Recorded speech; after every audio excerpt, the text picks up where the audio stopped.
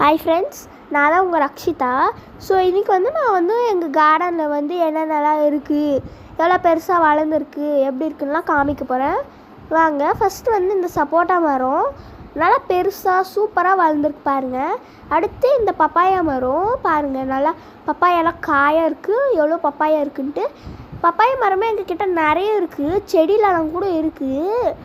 So சூப்பராக papaya மரம்லாம் வளர்ந்துருக்கு, ரொம்ப சூப்பராக அடுத்ததாக இந்த லெமன் செடி பாருங்கள், லெமனாலாம் வந்திருக்கு. ரொம்ப சூப்பராக லெமனாலாம் நல்லா சூப்பராக இருக்குது.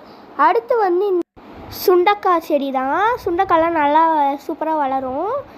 இங்கே பாருங்கள், இந்த கனகாமரம் பூ ரொம்ப சூப்பராக இருக்குல்ல.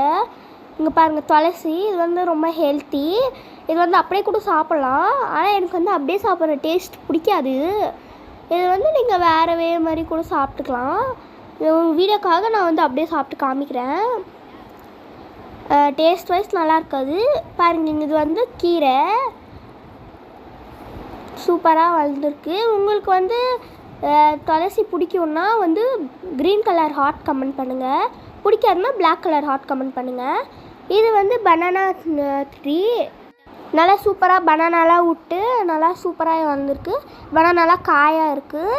நாங்கள் சங்குப்பூவும் வளர்த்துருக்கோம். அது வளர்த்து 2 நாள் ஆகுது.